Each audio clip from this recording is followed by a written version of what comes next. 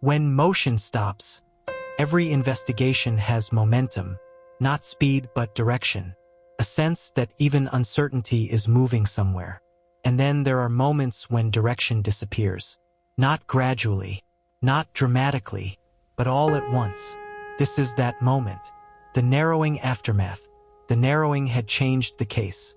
For the first time, investigators weren't expanding outward, they were folding inward. Distances shortened, patterns overlapped, assumptions thinned. There was no suspect yet, but there was shape, a presence implied not by action but by proximity. And then the movement stopped. A slowdown without an order. No one announced a pause. No memo was issued. No press statement released. Instead, small things began to change. Meetings postponed. Requests rerouted. Approvals delayed just long enough to miss momentum.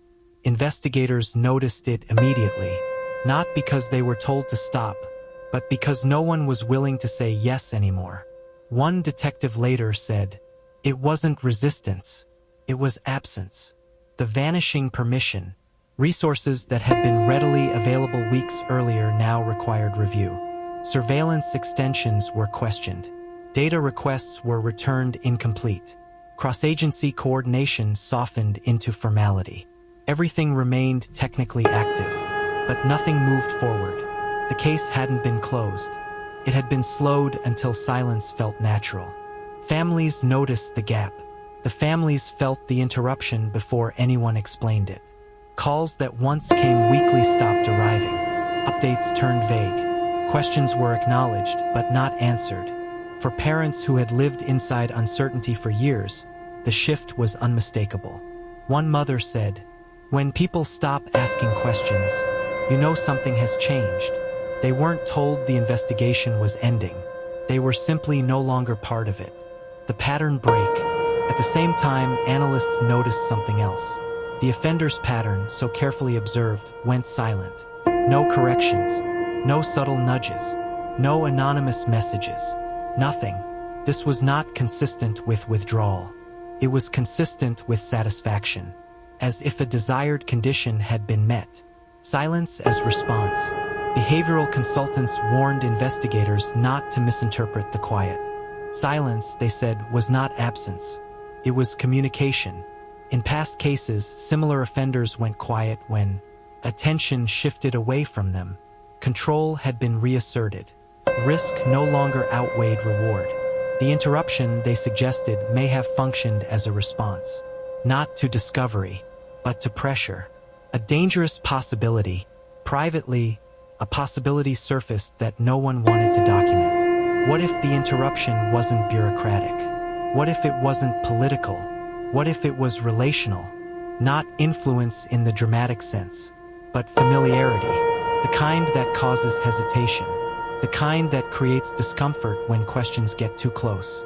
Not corruption, proximity, investigators in limbo. For those assigned to the case, the interruption became personal. They were still responsible but no longer empowered, still accountable but no longer advancing. Some requested reassignment. Others stayed, reviewing files in isolation. One investigator said, "It's harder to stop than it is to fail. Failure has a reason, stopping doesn't." The case freezes in place. Months passed. The case entered what investigators quietly refer to as maintenance mode. Evidence preserved. Files archived but accessible. No deadlines. No urgency. The investigation existed, but only as a record of what it once was. Families without closure. For the families, time did not soften the interruption. It sharpened it. Without progress, grief became recursive, circling the same questions without resolution. One father described it as standing in a room where everyone left the lights on, but no one came back. They were no longer waiting for answers. They were waiting for acknowledgement. The interruption as final act. Over time, a chilling interpretation emerged. What if the interruption wasn't an obstacle to the crime, but part of it? If the early acts were about control over bodies, if the symbols were about permanence, then perhaps the last act was about control over truth.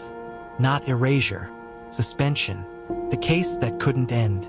Despite everything, the case never closed. No final report. No resolution.